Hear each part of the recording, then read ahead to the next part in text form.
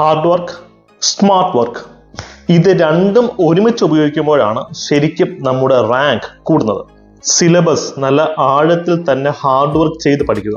അതിനോടൊപ്പം smart work use ചെയ്ത് അറിയാത്ത ചോദ്യങ്ങൾക്ക് പോലും ഉത്തരം കണ്ടെത്താൻ എലിമിനേഷൻ ടെക്നിക്സും പ്രാക്ടീസ് ചെയ്യുക. ഇത് രണ്ടും ഒരുമിച്ച് ചെയ്താലുണ്ടല്ലോ നിങ്ങൾ അൺസ്റ്റോപ്പബിൾ ആയിരിക്കും. PSCയിലെ ഈ ചോദ്യം ഉപയോഗിച്ച് നമുക്ക് എലിമിനേഷൻ ടെക്നിക്സ് ഒന്ന് പരിശീലിച്ചാലോ?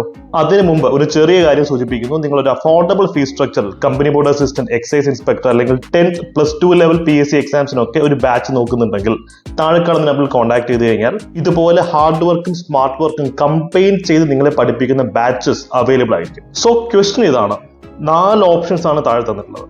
ഈ 4 ഓപ്ഷൻസിൽ എവിടെയാണ് ഇൻകം ടാക്സ് ഒഴിവാക്കപ്പെട്ടിട്ടുള്ളതെന്നാണ് ചോദിക്കുന്നത്. ഒന്ന് ആലോചിച്ച് നോക്കിയേ.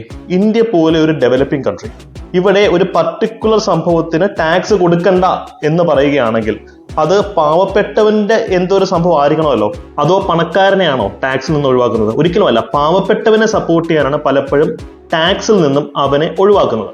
4 ഓപ്ഷൻസ് ആണുള്ളത് അല്ലെ. ഒന്നാമത്തത് വീടുകൾ, വീടിന്റെ ടാക്സ്. രണ്ടാമത്തത് അഗ്രികൾച്ചർ. മൂന്നാമത്തത് ബാങ്കിലെ ഫിക്സഡ് ഡിപ്പോസിറ്റ്. നാലാമത്തത് ലോട്ടറി. നമുക്കറിയാം ഏറ്റവും അധികം ടാക്സ് കൊടുക്കുന്നത് ലോട്ടറി അടിക്കുന്ന ആൾക്കാരാണ്. അതൊരു കോമൺ സെൻസ് മാത്രമാണ്. ഇവിടെ അംബാനിക്കും അദാനിക്കും വരെ വീടുണ്ട്, പാവപ്പെട്ടവനാണ് വീടില്ലാത്തത്. സോ വീടിന്റെ ഇൻകത്തിൽ നിന്നുള്ള ടാക്സ് ഒരിക്കലും ഒഴിവാക്കില്ല. കാര്യം പണക്കാരനാണ് പൊതുവെ വീടുള്ളതെന്ന് പറയാറുണ്ട്. തീരെ പാവപ്പെട്ടവൻ, അത് ദരിദ്രന് വീടുണ്ടാവാറില്ല. സോ ഓപ്ഷൻ A നിങ്ങൾ എലിമിനേറ്റ് ചെയ്തേ പറ്റൂ.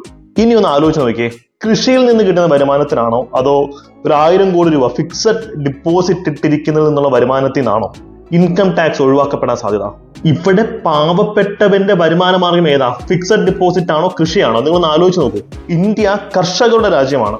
അതുകൊണ്ട് തന്നെ ഇൻകം ടാക്സ് പോലെ ഒരു സംഭവം ഒഴിവാക്കി കൊടുക്കണമെങ്കിൽ അത് പാവപ്പെട്ടവൻ തൊഴിൽ ചെയ്യുന്ന കാർഷിക മേഖല ആയിരിക്കില്ലേ? സോ ഓപ്ഷൻ B ആണ് ആൻസർ. ഇത്തരത്തിൽ അനലിറ്റിക്കലായി ചിന്തിച്ചു കഴിഞ്ഞാൽ നിങ്ങൾക്ക് പല ചോദ്യത്തിനുള്ള ഉത്തരം എലിമിനേഷൻ ടെക്നിക്സ് ഉപയോഗിച്ച് കണ്ടെത്താൻ സാധിക്കും. സോ സ്മാർട്ട് വർക്ക് ചെയ്യുക.